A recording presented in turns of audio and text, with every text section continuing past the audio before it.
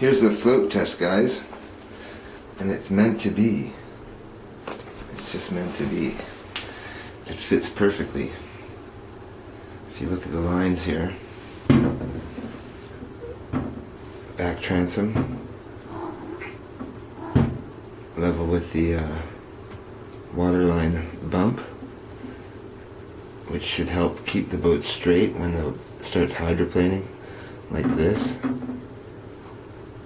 As it goes forward, it'll be acting as a rudder, so that's good. Front is not out of the water from the weight of the engine and the boiler. Maybe with the boiler with more water in it, it would bring it down a bit or up, but not much, and that'll be easier to get off fast starts. Cat wants to get inside the boat, I think.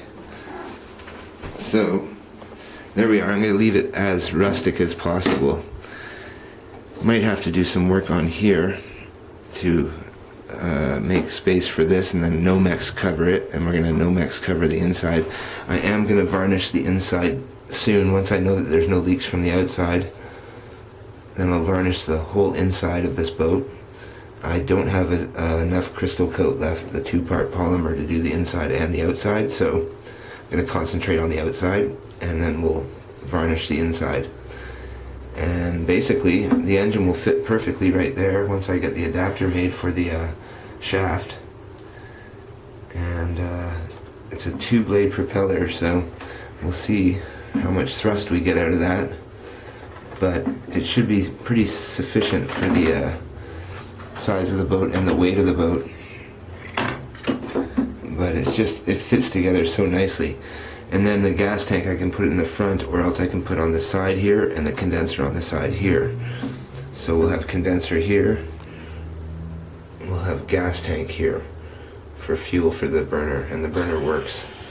I have to drill and tap or put on ME threads for my fittings, and a sight glass on the front here, which will be a bonus and visible. And then the stack will be coming out the back here, the smokestack, and I might incorporate the steam into the smokestack if I can avoid having it blow out the butane fire.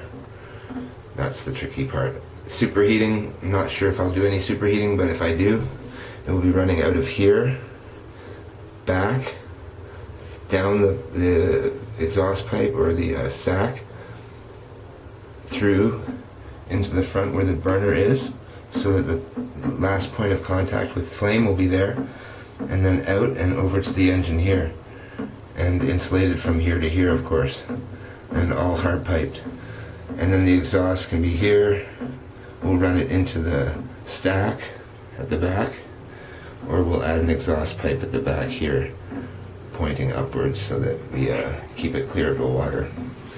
So that was a 40-pound engine off of eBay in parts with missing bolts and nuts, and eventually I found all the right BA nuts to do it and fixed that pillar, which was that would have required a completely insane machining job that I'm not capable of, I don't think, at this point, being so fine threaded. I can't thread 10 BA on the lathe, it's just too much. And a die, I don't have a die, so it's fixed for now, and it's silver soldered, so that's good. It's not moving at all.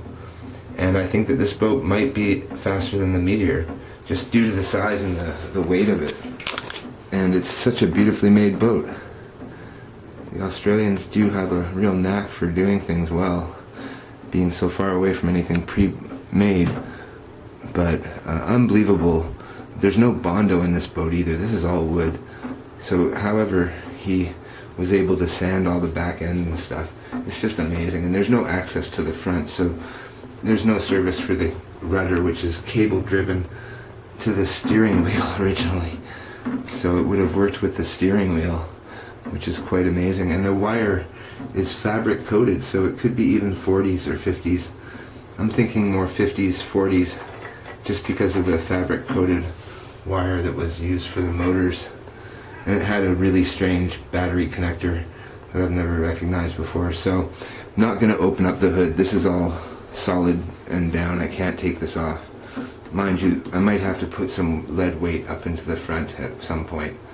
So we're going to leave that open there, and then we'll get the condenser and the gas tank mounted soon enough, maybe next week, later, a couple of weeks, and have that all set up, mocked up, so that we know that our weight distribution is fine. As the gas depletes, the weight will go down on that side, and as the condenser fills with water, the weight will go up on this side. So we're going to have to work out some kind of balancing act on that, and maybe have the condenser passing over a bit of the center of the boat. But other than that, I think there's enough room in here to do it all, and I might actually use the cable, use 2 servos for steering, one for one way, one for the other, and on a Y connector, so they respond exactly the same, or close enough at least, and use these existing cables here to actuate the rudder, because it's buried underneath the back here, and I can't get inside there without some major surgery or some guessing on attaching an adapter or something like that. Putting a servo in there is going to be very difficult, so hopefully those wires will stand up to 2 servo uses, Metal Gear servos. And this will be a really nice boat, I think. Very, very, very stoked on this one.